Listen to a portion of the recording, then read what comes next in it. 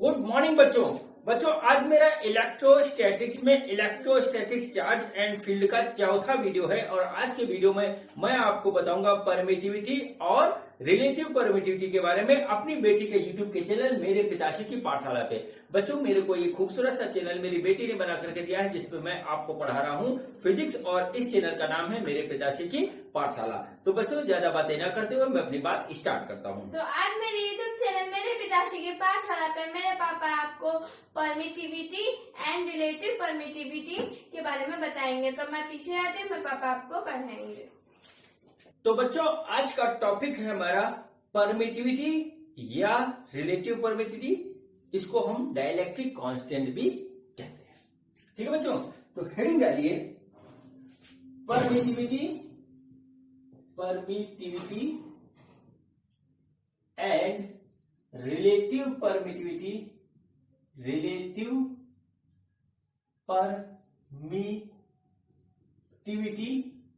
और इसी relative permittivity को बच्चों हम लोग कहते हैं डाइलेक्ट्रिक कांस्टेंट।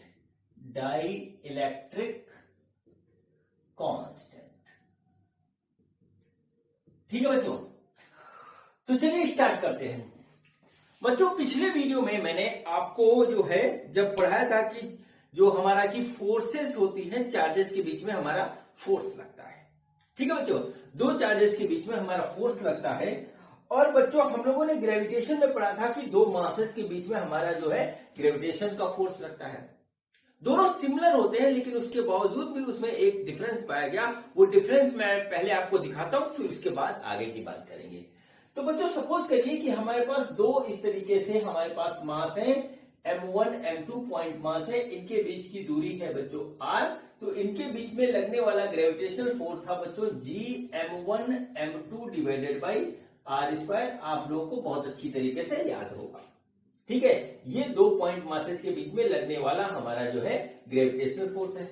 बच्चों सिमिलरली जो है क्या होता है कि सपोज करिए हमारे पास दो पॉइंट चार्जेस हैं Q1 Q2 और उनके बीच की डिस्टेंस भी बच्चों हमारे पास R है। तो उनके बीच में लगने वाला जो है हमारा जो था इलेक्ट्रिकल फोर्स था वो बच्चों था K Q1 Q2 divided by R square. Electrical और ग्रेविटेशन की काफी कहानी एक जैसी है, इसलिए साथ में लेके चल रहे हैं। ये आपको आता है और ये समझने में इजी होगी। ठीक है बच्चों, तो यहां पर ये दोनों इस तरीके से, ये इलेक्ट्रिक ग्रेविटेशनल फोर्स हो गया, ये इलेक्ट्रिकल फोर्स हो गया, इस तरीके से था। अब बच्चों यहां पर एक चीज जो ऑब्जर्वेशन में आई वो ये आई कि अगर दो ग्रेविटेशनल मासेस के बीच में अगर हम कोई चीज रख देते थे तो हमारा जो है ग्रेविटेशनल फोर्स के मैग्नीट्यूड पे कोई फर्क नहीं पड़ता था, फोर्स उतना ही रहता था, चाहे बीच में उसके कुछ रख दो। लेकिन चार्जेस के बीच में ऐसा नहीं हो रहा था। वहां पे क्या हुआ कि अगर इसके बीच में कोई ऑब्जेक्ट हमारा आ जा रहा था तो फोर्सेस के ऊपर इफेक्ट पड़ रहा था।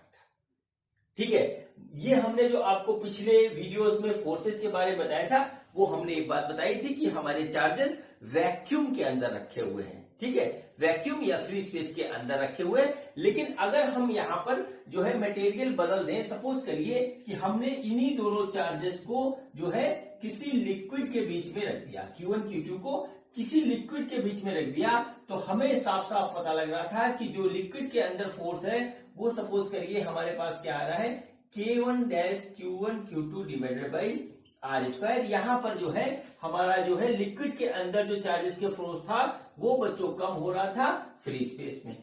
ये चीज हमारी ऑब्जर्व हुई कि ऐसा हो रहा है। तब बच्चों इसका रीजन खोजा गया और जब रीजन खोजा गया तो यहां पर यह बात पता लगा कि इन दोनों चार्जेस के बीच में अगर कोई तीसरा ऑब्जेक्ट आता है, मीडियम में कोई तीसरा मीडियम आता है, तो उस मीडियम का इफेक्ट दोनों चार्जेस के बीच के फोर्स के ऊपर पड़ता है और वो फोर्स हमारी बच्चों कम हो जाती है कंपैरेटिवली टू वैक्यूम या फ्री स्पेस। ठीक है बच्चों, और देखिए यहीं से कंसेप्ट हमारा जो है डेवलप हुआ परमिटिविटी का और रिलेटिव परमिटिविटी का। ठीक है, परमिटिविटी का और रिलेटिव परमिटिविटी का। तो बच्चों देखिए क्या हुआ, अभी तक मैंने आपको जो दिखाया है वो चीज दिखाया था कि F equal to K Q1 Q2 divided by R square, जहां पर बच्चों के की वैल्यू आई बच्चों 1/4 पाई एप्सिलॉन, ठीक है। और बच्चों एप्सिलॉन ही जो है, ये एप्सिलॉन जो है इसको नोट कर लिए, इसको हम बोलते हैं, एप्सिलॉन को बोलते हैं परमिटिविटी ऑफ मीडियम, ठीक है। मीडियम, बीच में जो मीडियम है वो हमारी जो है हो गई उसकी परमिटिविटी, ठीक है बच्चों। अब एक चीज ऑब्जर्व ये हुई, अगर हम इस के की वैल्यू यहां पर रखें तो फोर्स की जो फार्मूला बन रहा है वो बच्चों बन रहा है 1/4 पाई एप्सिलॉन और Q1 Q2 divided by R²। इसको ऐसे आप नोट कर लीजिए, ठीक है बच्चों। अब ये हुआ परमिटिविटी ऑफ मीडियम, मीडियम यहां पे कोई भी हो सकता है, इसको हम कह सकते हैं परमिटिविटी ऑफ द स्पेस भी कह सकते हैं। मान लीजिए बीच में जो जगह है उसको हमने कह दिया परमिटिविटी ऑफ द स्पेस। अब बच्चों सबसे पहले इसकी कहानी स्टार्ट हुई वैक्यूम से, तो बच्चों लिखा गया यहां पे परमिटिविटी ऑफ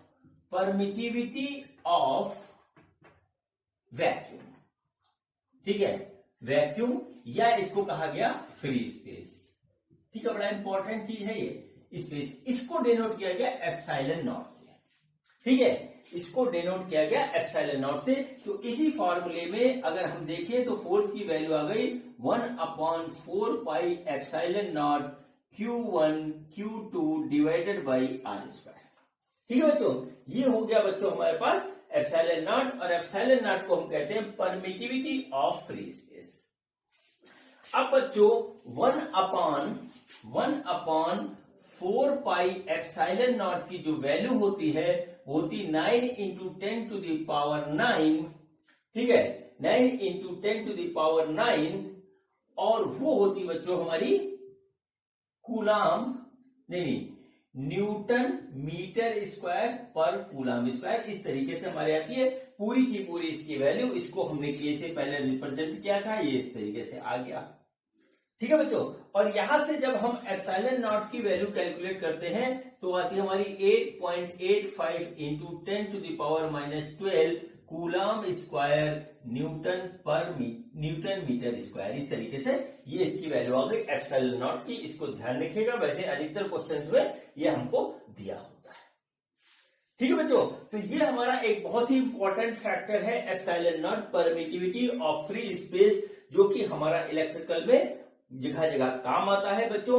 अब आता हूं मैं अपने जो है उस बात पे जिस पे मैं थ्रस्ट देता हूं, क्योंकि आपको एग्जाम देना है बोर्ड का, नीट का या आईआईटी का। बोर्ड का तो सबको देना है, नीट या आईआईटी का जो दे रहा है उसको देना है। तो बच्चों उसमें एक हमारा जो है क्वेश्चन आता है, वो क्वेश्चन आता है यूनिट एंड डायमेंशन का। तो सबसे पहले हम देखते हैं कि हमारा परमिटिविटी ऑफ द मीडियम का यूनिट एंड डायमेंशन क्या होता है, फिर उसके बाद आगे की बात करेंगे। इंपॉर्टेंट है क्योंकि देखिए एग्जामिनेशन में यही हमारा फंसाता है, मतलब जैसे हुआ मोमेंटम का, फोर्स का, एनर्जी का, ये सब जो छोटे मोटे होते हैं फंसाता ये है, ये हुआ, आगे अभी और आएंगे, ठीक है। तो बच्चों देखते हैं हमारा कि क्या है हमारा dimension and unit of permittivity of free space. उसके बाद हम इसके बारे में आगे बात करेंगे, ठीक है।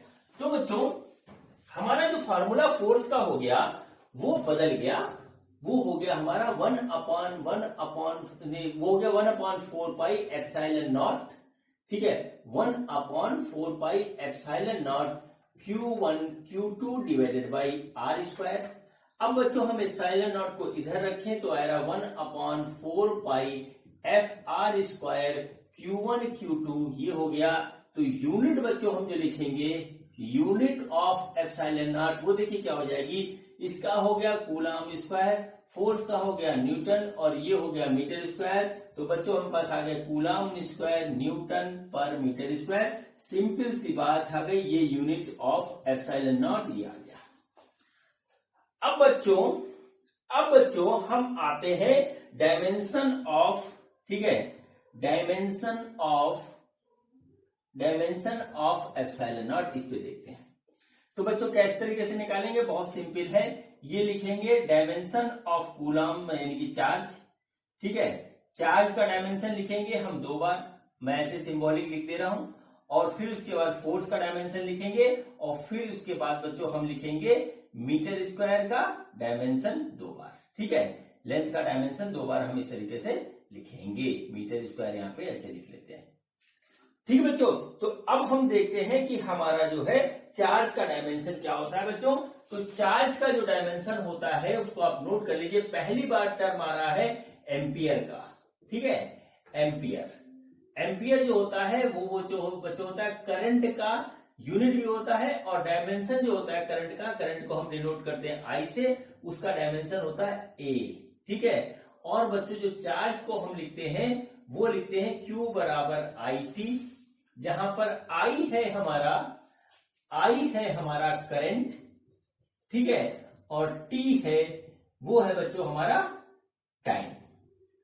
ठीक है, तो चार्ज का जो डायमेंशन हुआ बच्चों, चार्ज का जो डायमेंशन हुआ Q, वो हुआ बच्चों A और T, ऐसे हो गया AT।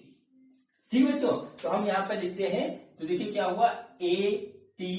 ठीक है, फिर AT ऐसे, और फोर्स का डायमेंशन आपको याद है MLT-2, और बच्चों यहां पर ये लेंथ है मीटर स्क्वायर है, ये देखिए मीटर स्क्वायर है, इसको हम करेंगे L की पावर 2। तो बच्चों हमारे पास जो हमारा डायमेंशन ऑफ एप्सिलॉन नॉट आएगा वो मैं आपको लिख के दिखाता हूं, उसको निकालना देख लीजिए, याद मत करिएगा, निकालने की प्रैक्टिस करिए, बहुत आसानी से निकल जाता है।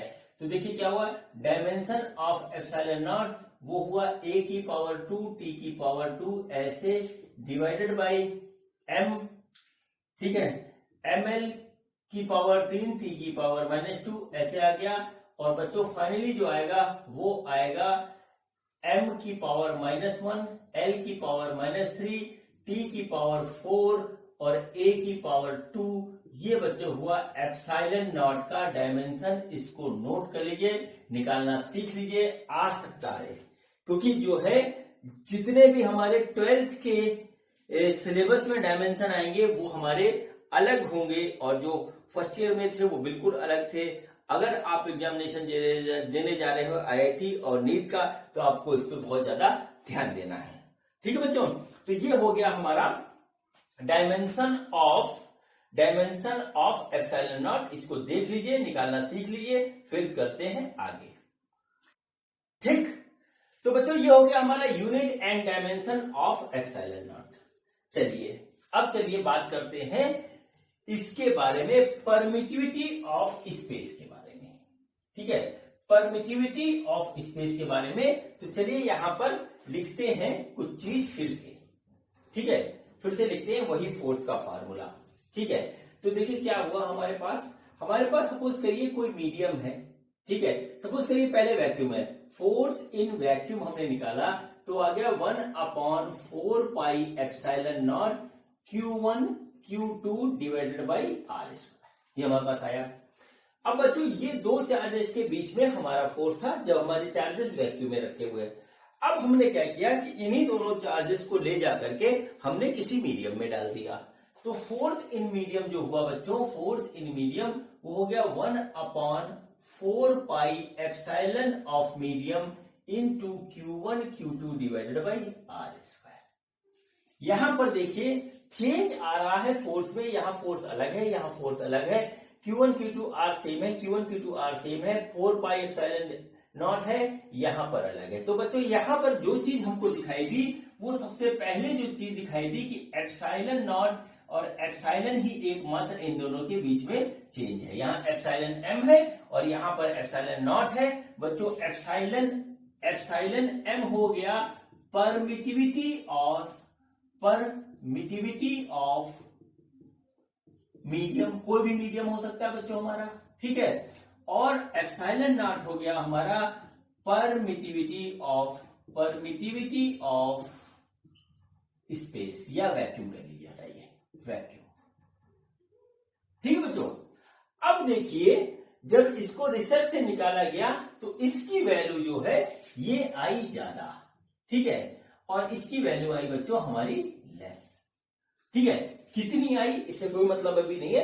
हमारी क्या हुई कि हमारी एप्सिलॉन नॉट की वैल्यू वैक्यूम के लिए यानी परमिटिविटी वैक्यूम के लिए कम आ रही थी, सबसे कम आ रही थी। उसके बाद चाहे हम बीच में ग्लास डाल दें, माइका डाल दें, ऑयल डाल दें, पत्थर डाल दें, कुछ और डाल दें, उसमें हमेशा इसकी वैल्यू ज्यादा आ रही थी कंपैरेटिवली।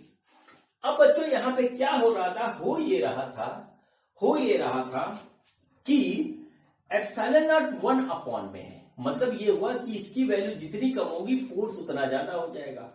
ठीक है, देखिए एप्सिलॉन नॉट की वैल्यू कम है, नीचे रेसिप्रोकल में हमारी कोई चीज कम आएगी तो उसकी वैल्यू बढ़ जाएगी। अब बच्चों यहां पर जब ज्यादा आएगा तो फोर्स हमारा जो है वो कम हो जाएगा। ये सबसे पहले आ गई, मतलब force is the reciprocal of medium का जो हमारा परमिटिविटी है उसके रेसिप्रोकल हो रहा था। तो कुल मिलाकर के आप बात समझ लीजिए, force is inversely proportional to epsilon of medium. जो भी हमारा था उसके इनवर्सली प्रोपोर्शनल आ रहा था, मतलब फोर्स के ऊपर फर्क पड़ रहा था मीडियम की परमिटिविटी का। अब बच्चों इसके नाम में ही इसका काम छुपा हुआ है। ठीक है, इसके नाम में ही इसका काम छुपा हुआ है। वो देखिए क्या है कि परमिटिविटी, ये क्या होता है, परमिशन से बना हुआ परमिटिविटी। मतलब क्या होता है, चार्जेस को अपना फोर्स डेवलप करने के लिए उतनी परमिशन नहीं मिलती है अगर उसके बीच में कोई मीडियम आ जाता है। ठीक है, रिवर्स डायरेक्शन में है, ये ध्यान रखिएगा। रिवर्स डायरेक्शन में क्या हुआ, चार्जेस को अपने बीच में फोर्स डेवलप करने के लिए मीडियम की परमिशन की आवश्यकता होती है, जो है कम मिलती है जब मीडियम में कोई मटेरियल आ जाता है, और वैक्यूम में जो है वो फ्री रहता है, वहां पे मैक्सिमम फोर्स डेवलप होती है। क्या हुआ, मतलब क्या हुआ कि force of medium, force in the medium is inversely proportional to permittivity of the medium. अगर हमारे पास परमिटिविटी की वैल्यू ज्यादा होगी तो फोर्स अपने आप कम हो जाएगा, क्योंकि ये रेसिप्रोकल में है, इस बात को आप ध्यान रखिए। और दूसरी चीज, एक बात जो रिसर्च से सामने आई कि permittivity of medium is always greater than permittivity of free space. ठीक है, इसकी जो होती है फ्री स्पेस की जो परमिटिविटी होती है वो सबसे कम होती है, और कोई भी मीडियम हो इसके बाद, इवन देन एयर भी हो, तो भी हमारी जो है वो ज्यादा होती है। ठीक है, तो यहां से ये बात हमारी निकल के आई। कुल मिलाकर के परमिटिविटी वो फैक्टर है जो हमारा चार्जेस को परमिशन देता है कि आप अपने बीच में फोर्स को डेवलप कर सके। अगर बीच में कोई मीडियम है तो परमिटिविटी उसकी मीडियम की ज्यादा होगी वैक्यूम से। अब परमिटिविटी ज्यादा है यानी कि फोर्स कम हो जाएगी, क्योंकि ये हमारा रिलेशन जो है इनवर्सली प्रोपोर्शनल है। जैसे कोई मीडियम आएगा फोर्स अपने आप उसमें कम हो जाएगी। अब बच्चों जरा ध्यान से आप एक रिलेशनशिप देखिए, फिर उसके बाद हम बात करते हैं आगे की। ठीक है, इसको नोट कर लीजिए, फिर हम बात करते हैं आगे की। अब हमने क्या किया, कुल मिलाकर के इसको इससे डिवाइड कर देते हैं बच्चों। तो क्या होता है, force in medium divided by force in vacuum is equal to, ठीक है, मीडियम का क्या फॉर्मूला आएगा, 1/4 pi epsilon nought Q1 Q2 divided by R square divided by 1/4 pi epsilon of, यहां पे मीडियम होगा, सॉरी यहां मीडियम हो गया, एप्सिलॉन नॉट ये वैक्यूम वाला फोर्स रखेंगे तो Q1 Q2 divided by R square ऐसे हो गया। देखिए ये पूरा फैक्टर कट जाएगा, 4 पाई से 4 पाई कट जाएगा, बचा क्या, वो बचा force of medium divided by force in vacuum, force in medium divided by force in vacuum, वो हमारा आ रहा है एप्सिलॉन नॉट बटे एप्सिलॉन एम। ठीक है बच्चों, देखिए रिवर्स में होता है ये, ठीक है, रिवर्स में ये हमारे पास होता है इस तरीके से। अब देखिए क्या हुआ यहां पर देखिए एक चीज आप जो है बहुत आराम से देखिएगा कि मैंने अभी थोड़ी देर पहले आपको बताया था कि एप्सिलॉन ऑफ मीडियम यानी कि permittivity of medium is always greater than permittivity of vacuum. ठीक है, अब ये रिवर्स में है, इसका मतलब हुआ force between charges in any medium is less than force between charges in vacuum. ठीक है, ये देखिए ये इसमें है, ये हमारा ज्यादा होता है हमेशा, तो अब फोर्स हमारा मीडियम में हमेशा कम होगा, इस चीज को आप नोट कर लीजिए। और ये हमारा जो है ऑप्शनल में ऑब्जेक्टिव क्वेश्चंस में ये आ जाता है कि अगर हमारा परमिटिविटी ज्यादा है तो हमारा फोर्स कितना ज्यादा या कम होगा। ठीक बच्चों, तो ये पूरा हमारा कंसेप्ट हुआ, जो हुआ वो हुआ परमिटिविटी का। पहले बात हमारी जो यहाँ पे लिखी थी परमिटिविटी की, वो हमारे पास हो गई कंप्लीट। अब बच्चों एक जो फैक्टर आता है वो आता है दूसरा, उसको बोलते हैं हम रिलेटिव परमिटिविटी। ठीक है, रिलेटिव परमिटिविटी। ठीक है, इसको डिनोट किया जाता है एप्सिलॉन आर से, और ये बच्चों इसको बोलते हैं हम रिलेटिव, ठीक है, रिलेटिव परमिटिविटी।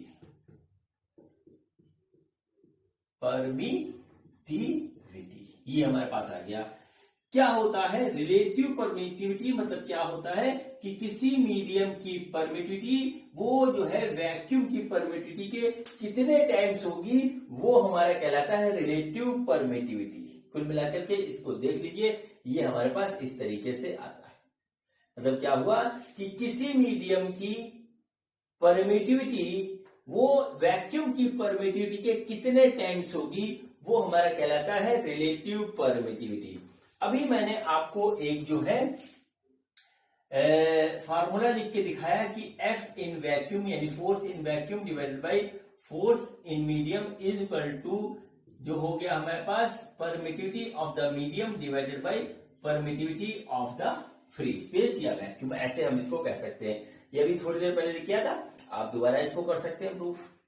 ठीक बच्चों, ये हमारा कहलाता है रिलेटिव परमिटिविटी, जो हमारा आज का टॉपिक है बच्चों।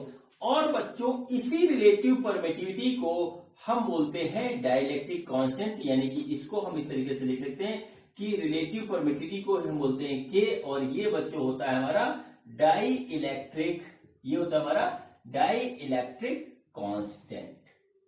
ठीक है, ये हमारा होता है डाई इलेक्ट्रिक कांस्टेंट। ठीक है बच्चों, अब देखिए हमारे पास इस तरीके से आ गया, यानी कि क्या हुआ कि K इज इक्वल टू हो गया epsilon M, epsilon of medium divided by epsilon not, और बच्चों उससे कंपेयर करें तो हमारे पास हो जाएगा force in vacuum divided by force in medium. ये हमारे पास इस तरीके से निकल के आ गया। यानी कि हम यहां पर लिख सकते हैं, अगर हम बच्चों यहां से चले, इस वाले से देखें, तो हमारे पास एक फार्मूला आ रहा है कि epsilon M equal to epsilon R into epsilon not.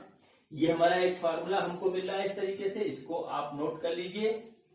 और बच्चों अगर हम यहां से निकालें, ठीक है, इस जगह से निकालें, तो हम इस तरीके से भी लिख सकते हैं इसको कि epsilon of medium is equal to epsilon nought into K. ये हमारे पास हमको दो फार्मूले हमको फाइंड आउट हो गए। ठीक है, हमको यहाँ पर दो फार्मूले इस तरीके से फाइंड आउट हो गए। अब बच्चों यहां से एक फार्मूला हमको और मिलेगा, वो क्या मिलेगा? देखिए यहां पर हमारा क्या है, यहां से हम लिखें तो K इज इक्वल टू क्या हुआ, force in vacuum divided by force in medium, यानी force in medium is equal to force in vacuum, ठीक है, डिवाइडेड बाय K यानी डाइलेक्ट्रिक कांस्टेंट। ये हमारा फोर्स के बीच में रिलेशनशिप हुआ। और बच्चों एक और हमारा जो यहां से निकलेगा कि force in any medium is equal to force in vacuum divided by हमारा आ गया एप्सिलॉन आर। ठीक है, ये बहुत सिंपल से फॉर्मूले हैं और इसको जो है हम यूज कर सकते हैं इस तरीके से। ठीक है बच्चों, ये हमारा हुआ पूरा कंसेप्ट परमिटिविटी, रिलेटिव परमिटिविटी का। और बच्चों हमारे पास जो है डाइलेक्ट्रिक कांस्टेंट का, इसको याद रखिए क्योंकि डाइलेक्ट्रिक कांस्टेंट का बहुत बड़ा यूज होता है हमारा इलेक्ट्रिसिटी के जो है कंसेप्ट में। ठीक, अभी जब हम कैपेसिटर पढ़ेंगे आगे, वहां पर भी ये सारे टर्म आएंगे। ठीक है बच्चों, तो अब देखिए क्या हुआ, हमारे पास ये निकल के आया, क्या निकल के आया कि फोर्स इन वैक्यूम का हमारा ये है, और फोर्स इन मीडियम बच्चों ये हमारे पास इस तरीके से लिखा हुआ है। तो फोर्स इन मीडियम क्या हुआ बच्चों, हो गया 1/4 pi epsilon M Q1 Q2 divided by R square. ठीक है, ये आ गया एप्सिलॉन M की बच्चों ये वैल्यू होती है, इसकी जगह हम इसको भी लिख सकते हैं इस तरीके से, FM is equal to 1/4 pi epsilon nought epsilon R Q1 Q2 divided by R square. देखिए ये आ गया हमारे पास इस तरीके से। बच्चों इसको अगर एप्सिलॉन एम की ये वैल्यू रखें तो हम फोर्स इन एनी मीडियम इस तरीके से जाएगा 1/4 पाई एप्सिलॉन नॉट के Q1 Q2 divided by R square. जैसे चाहिए आप वैसे इसको यूज कर लीजिए। मैंने आपके हाथ में मास्टर की थमा दिया, आप देख लीजिए। मैं इधर आ जाता हूं, आप देख लीजिए कि हमारा ये क्या होता है। ठीक है बच्चों, इस तरीके से ये होता है, ये इसका पूरा कंसेप्ट है। अब इसकी जो भी वैल्यू होगी वो हमको दी हुई होती है, वो हमको दी हुई होती है। ठीक है बच्चों, अब जैसे हमारा क्या हुआ, जैसे कुछ चीजों की रिलेटिव परमिटिविटी मैं लिख दूं आपको, तो रिलेटिव परमिटिविटी ऑफ हमारी जो होती है वो होती है वाटर की। सबसे पहले वाटर की होती है, वो होती है बच्चों हमारी 80 के करीब। यानी कि क्या हुआ, epsilon R is equal to वो हो गया 80। एप्सिलॉन आर हम लिख देंगे epsilon of water divided by epsilon of this is equal to 80। यानी कि epsilon of water is equal to 80 into epsilon nought, ये आ गया। ठीक है, इस तरीके से निकल आएगी। जैसे ग्लास की होती है बच्चों, ग्लास की जो रिलेटिव परमिटिविटी होती है वो नियर अबाउट जो है 5 to 10 होती है। हम सपोज कर लेते हैं 5 हमने ले ली। ठीक है, एप्सिलॉन ऑफ ग्लास मतलब क्या हुआ, permittivity of the glass G लिखेंगे यहाँ पे। ठीक है, relative permittivity of glass R लिखेंगे रिलेटिव पे। अब रिलेटिव परमिटिविटी क्या हुई, epsilon of glass divided by epsilon nought this, तो आ गया epsilon of glass is equal to epsilon nought into epsilon of relative permittivity. और ये बच्चों हमारे पास आ गया 5 into 8.85 into 10 to the power -12 coulomb square per newton metre square. ठीक है, coulomb square per newton metre square. ये हमारे पास इस तरीके से आ गया। यूनिट का बहुत ध्यान रखेंगे। ठीक है बच्चों, तो कुल मिलाकर के क्या होता है कि हमारा जो है फोर्स जो है वो मीडियम के बीच में कम हो जाता है, फोर्स चार्जेस के बीच में कम हो जाता है अगर चार्जेस के बीच में हमारा कोई मीडियम आ जाता है तो। ये इसका पूरी कहानी है। अब इसके एडवांटेज भी हैं। जैसे जैसे हमारा इलेक्ट्रिकल का कंसेप्ट आगे बढ़ता जाएगा, आपके एडवांटेजेस या डिसएडवांटेजेस वो हमारे सामने आते जाएंगे। ठीक है बच्चों, अब देखिए हमको क्या करना है। देखिए हमको निकालना है, यहाँ पर कुछ छोटे छोटे से सवाल कराते हैं, फिर उसके बाद लास्ट में एक आईआईटी का बढ़िया सवाल है वो मैं आपको करवा दूंगा। ठीक है, एक क्वेश्चन क्या है कि हमारे पास दो चार्जेस हैं। ठीक है, दो चार्जेस है हमारे पास, एक है हमारा Q1 और दूसरा है हमारा Q2 इस तरीके से, और इसके बीच की डिस्टेंस है बच्चों हमारे पास A। ठीक है, और फोर्स जो है वो बच्चों हमारे पास है यहाँ पर, सपोज करिए फोर्स है वो हमारे पास है 100 न्यूटन, ऐसे हम सपोज कर लेते हैं। ठीक, अब क्या हुआ बच्चों, इसको हमने दोनों चार्जेस को बीच में हमने एक ऐसे मीडियम डाल दिया। ठीक है, एक यहां पर एक इस टाइप का एक मीडियम हमने इसके बीच में डाल दिया। डिस्टेंस अभी भी इसके बीच की A है, जिसकी रिलेटिव परमिटिविटी वो हमारी है कितनी है, सपोज करिए वो हमारी है 10। ठीक है, रिलेटिव परमिटिविटी वो हमारी 10 है। तो हमसे पूछा ये है what is the value of electrical force between the charges in the new medium। New medium में हमारा जो है इलेक्ट्रिकल चार्जेस के बीच में जो फोर्स होगा वो हमारा क्या हो जाएगा, जबकि हमको इस तरीके से दे रखा है। ठीक है बच्चों, अभी मैंने थोड़ी देर पहले आपको फार्मूला जो लिख के दिखाया वो देखिए क्या लिख के दिखाया था। वो देखा कि relative permittivity is equal to permittivity of medium divided by permittivity of the free space. एक फार्मूला ये था, और दूसरा फार्मूला ये आया था कि relative permittivity is equal to force in vacuum divided by force in medium. ये बात मैंने आपको अभी लिख के थोड़ी देर पहले दिखाई थी। आगे पीछे कर लीजिए, नोट्स बनाते चलिए, नोट्स को देख लीजिए। वीडियो को आगे पीछे करके देखना थोड़ा सा टिपिकल पड़ता है, नोट्स बना लीजिए। तो देखिए यही फार्मूला आया था बच्चों। हमको क्या निकालना है, फोर्स निकालना है नए मीडियम के बीच में। तो देखिए हमारे पास क्या हो गया, देखिए हमारे पास क्या हो गया कि हमारे पास क्या हुआ, रिलेटिव परमिटिविटी हमको दे रखा है 10, फोर्स इन वैक्यूम बच्चों हमारे पास था 100 Newton, divided by force in medium हमको निकालना है, तो हमारा फोर्स इन मीडियम आ गया बच्चों 100 डिवाइडेड बाई 10, यानी फोर्स इन मीडियम हो गया अब हमारा 10 न्यूटन। देखिए फोर्स हमारा हमेशा कम हो जाता है जब हमारा जो है बीच में कोई मीडियम आ जाता है तो। ठीक है बच्चों, तो ये सिंपल सा सवाल था, ये कंप्लीट हुआ बच्चों। अब देखिए एक अगला क्वेश्चन कराते हैं, उसमें हम क्या करते हैं, मीडियम तो बदल ही देते हैं, साथ में जो है हम डिस्टेंस को भी डिस्टर्ब कर देते हैं। ठीक है, क्वेश्चन देखिए क्या हुआ। क्वेश्चन हमारे पास ये है कि हमारे पास 2 पॉइंट चार्जेस हैं, ठीक है, Q1 और Q2, इनके बीच की डिस्टेंस है बच्चों हमारे पास R, और इनके बीच का फोर्स है, सपोज करिए हमारे पास है कुछ इस तरीके से 50 न्यूटन का फोर्स हमारे इनके बीच में लग रहा है। ठीक है, अब देखिए हमने क्या किया, हमने यहां पर क्या किया कि हमने दोनों चार्जेस के बीच की डिस्टेंस को जो है वो रिड्यूस कर दिया। ठीक है, वो रिड्यूस करके हमने क्या किया जो है वो कर दिया R/2। ठीक है, और बीच में एक हमने डाल दिया यहां पे इस तरीके से मीडियम डाल दिया। ठीक है, मीडियम हमने यहां पर डाल दिया और ये कहा कि यहां पर डिस्टेंस कम होने से हमारी फोर्स इंक्रीज हो गई।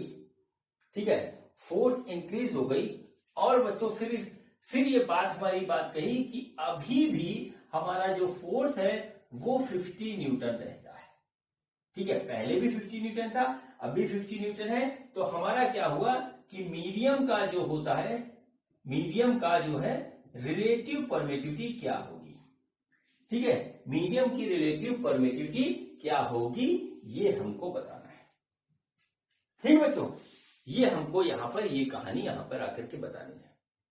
तो बच्चों देखिए बड़ा इंटरेस्टिंग क्वेश्चन ये हो जाता है अपने आप में। हुआ क्या बच्चों, पहले केस में जो हमारा फोर्स था, फोर्स इन वैक्यूम हम ले लें तो आ गया 1/4 pi epsilon nought Q1 Q2 divided by R², ये हो रहा है बच्चों हमारा। ठीक है, डिवाइडेड बाई R², ऐसे हो गया।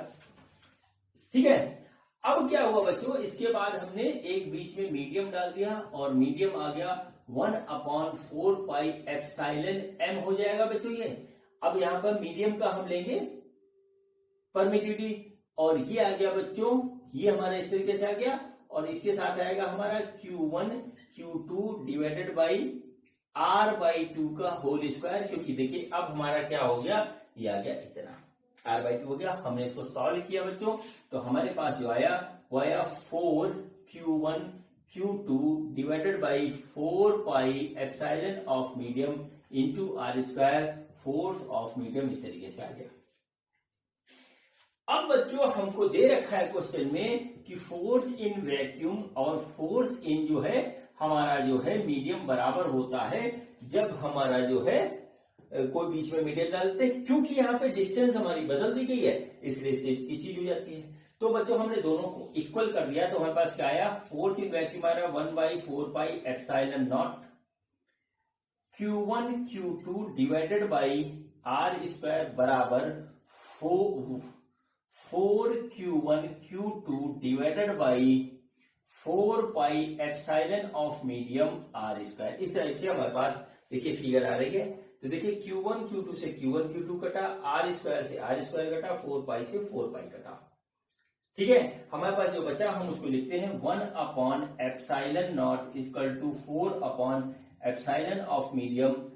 ठीक है, 4 आएगा यहाँ पे। ठीक है, 4/एप्सिलॉन ऑफ मीडियम बच्चों यहां से आ रहा है epsilon of medium divided by epsilon nought equal to 4।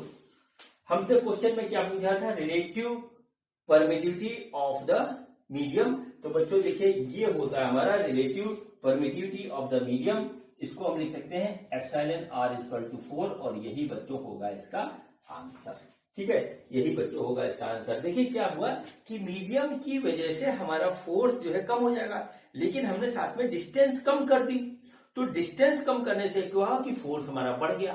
तो जितना हमारा मीडियम की वजह से कम हुआ उतना ही हमारा जो है डिस्टेंस की वजह से इंक्रीज हो गया, ओवरऑल फोर्स बराबर रहा। तो इस वजह से हमारी जो है relative permittivity of the space हमारे पास ये इस तरीके से आ गया।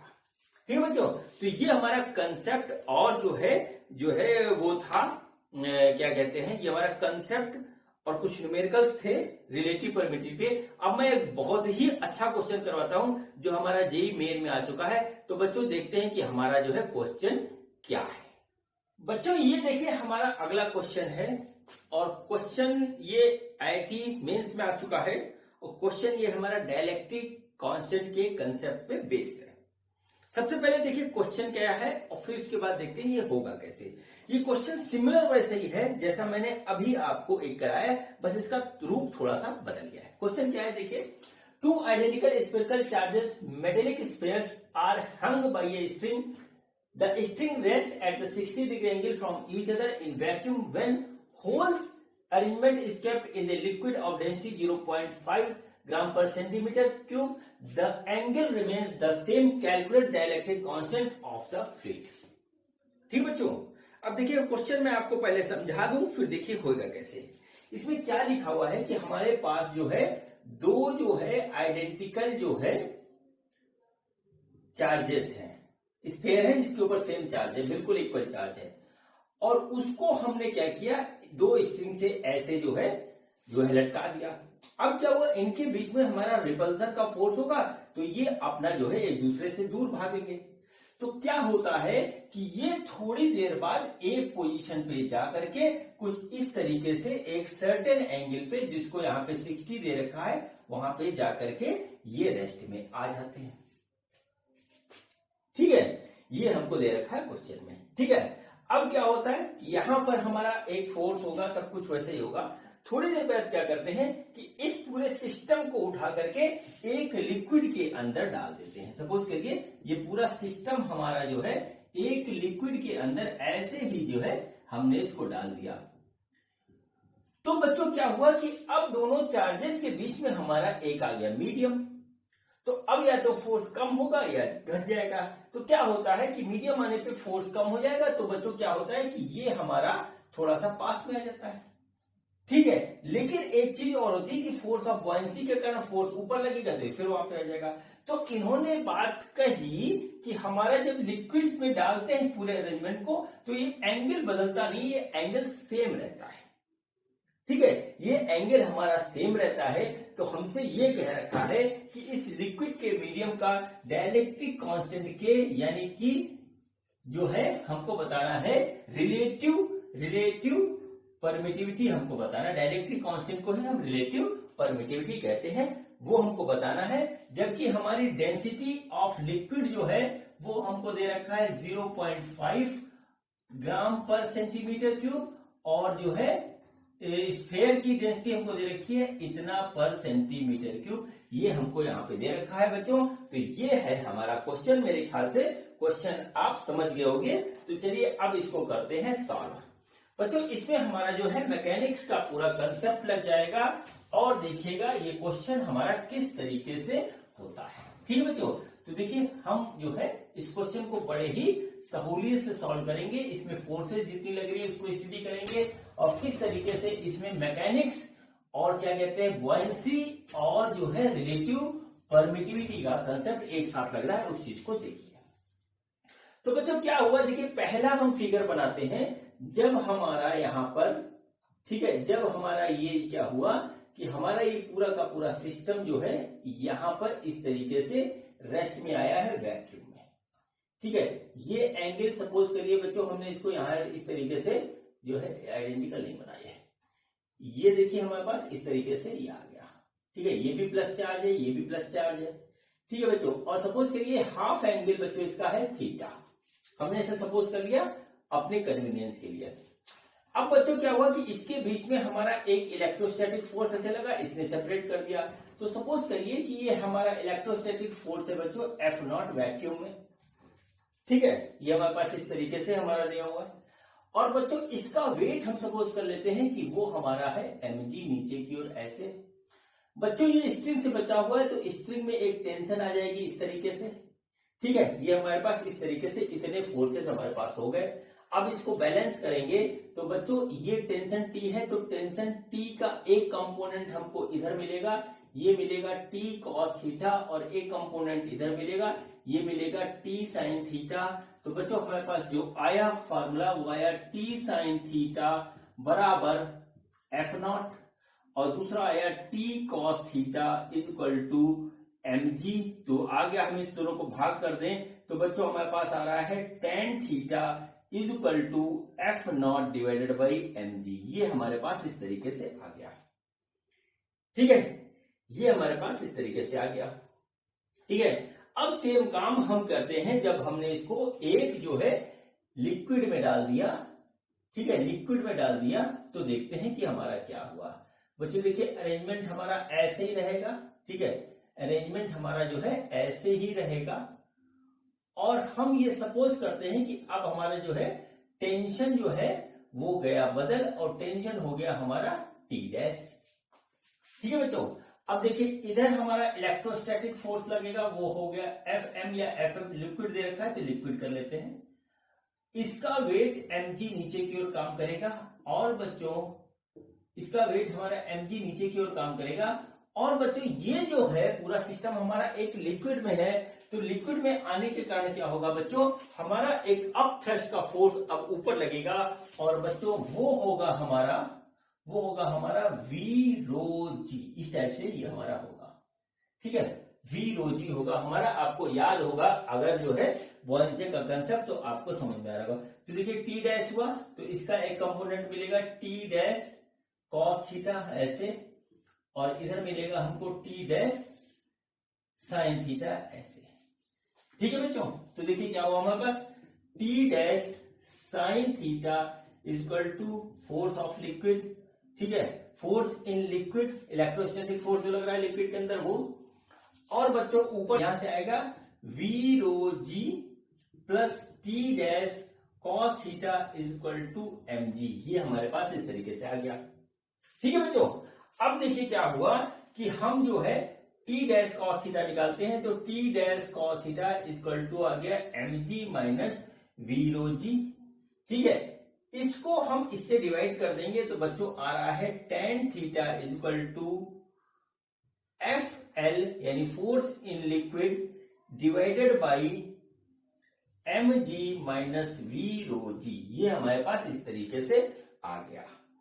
अब बच्चों इसको देखिए और इसको देखिए, ये दोनों देखिए एक तरीके से दोनों इक्वल है। ये हमारा क्वेश्चन में हमको दे रखा है कि दोनों का एंगल नहीं बदलता, तो बच्चों ये और ये बराबर होगा, तो हम इन दोनों को बराबर कर देते हैं। तो हमारे पास आ गया बच्चों tan theta is equal to, sorry tan theta तो बराबर हो रहा है F not by M G is equal to F L divided by M G minus V rho. ये हमारे पास एक इक्वेशन आ गई, इसको आप नोट कर लीजिए, और बाकी सब मैं अब मिटा देता हूं, और देखिए किस तरीके से ये क्वेश्चन हमारा होगा सॉल्व। ठीक है बच्चों, हमको क्या निकालना था, हमको निकालना था रिलेटिव परमिटिविटी या डाइलेक्ट्रिक कांस्टेंट, जो कि होता है हमारा permittivity of medium divided by permittivity of the free space, ये होता है। और बच्चों इसमें मैंने आपको एक फार्मूला और बताया था, वो था हमारा force in vacuum divided by force in medium, ये भी था। तो बेसिकली बच्चों हम force in vacuum divided by force in medium निकाल लेंगे तो हमारा रिलेटिव परमिटिविटी या डाइलेक्ट्रिक कांस्टेंट निकल आएगा। तो हम क्या करते हैं, फोर्स इन वैक्यूम हमारा ये था, ये हो गया। तो बच्चों हम यहां से निकालेंगे तो F not divided by F L is equal to M G divided by M G minus V rho G, ये आ गया हमारा। अब बच्चों हम इसको करेंगे सॉल्व। ठीक है, अब देखिए हमको दो चीजें इसमें क्वेश्चन में दे रखी थी, उसको आप देख लीजिए। क्वेश्चन में हमको क्या दे रखा था, क्वेश्चन में हमको दे रखा था, बेसिकली क्वेश्चन में हमको जो चीज दे रखी थी वो दे रखी थी डेंसिटी ऑफ लिक्विड सिग्मा। ठीक है, वो हमको दे रखा था density of liquid rho. Density of liquid rho हमको दे रखा है 0.5 ग्राम पर सीसी, और डेंसिटी ऑफ स्फेरिकल मटेरियल का जो था वो था 1.5 ग्राम पर सीसी। ये हमको यहां पर दे रखा है। ठीक है, क्वेश्चन बैक करके देख लीजिएगा, ये दे रखा था। अब बच्चों एम क्या होगा, एम होगा v into rho, v into sigma होगा, यदि हम सिग्मा जो है जो स्फेयर है उसकी डेंसिटी को मानते हैं तो ये बच्चों हो गया हमारा। तो हमारे पास कुल मिलाकर क्या आ जाएगा, F not divided by F L is equal to V sigma G upon, ठीक है, V sigma G upon V sigma G minus V rho G. ठीक है, जहां पे वी हमारा वॉल्यूम ऑफ दिस जो है स्फेरिकल जो है मेटल हो गया। ठीक है, अब देखिए हमारा क्या हुआ, v से v कट गया हमारा, g से g कट गया, बचा क्या F not by F L is equal to sigma upon sigma minus rho, और सिग्मा की वैल्यू है 1.5 और ये भी है 1.5 माइनस 0.5। तो बच्चों आ गया हमारे पास F not by F L is equal to 1.5 divided by 1 बराबर 1.5। और बच्चों यही होगा हमारा डाइलेक्ट्रिक कांस्टेंट के, जिसकी वैल्यू आ गई हमारी 1.5। इस तरीके से ये हमारी हो गई, इसका यही आंसर होगा और इस तरीके से क्वेश्चन होगा। ठीक है बच्चों, ये क्वेश्चन हमारा जो है बहुत ही इजी था, लेकिन इसमें 3-4 कंसेप्ट एक साथ लगे थे। और बच्चों आईआईटी के क्वेश्चन में होता बेसिकली यही है कि वो 3-4 कंसेप्ट एक साथ लगा करके हमको क्वेश्चन दे देते हैं। ठीक है बच्चों, तो मुझे उम्मीद है कि आज का वीडियो आपको समझ में आ गया होगा और आज के वीडियो का कंसेप्ट जो था हमारा रिलेटिव परमिटिविटी और डाइलेक्ट्रिक कांस्टेंट, वो भी बहुत अच्छी तरीके से आपको समझ में आ गया होगा। मैंने अपनी पूरी कोशिश करी आपको समझाने की, और जो है आपको समझ में आया या नहीं आया ये आप कमेंट में लिख के देखिएगा। बच्चों ये वीडियो देखने के लिए बहुत बहुत धन्यवाद। Thank you.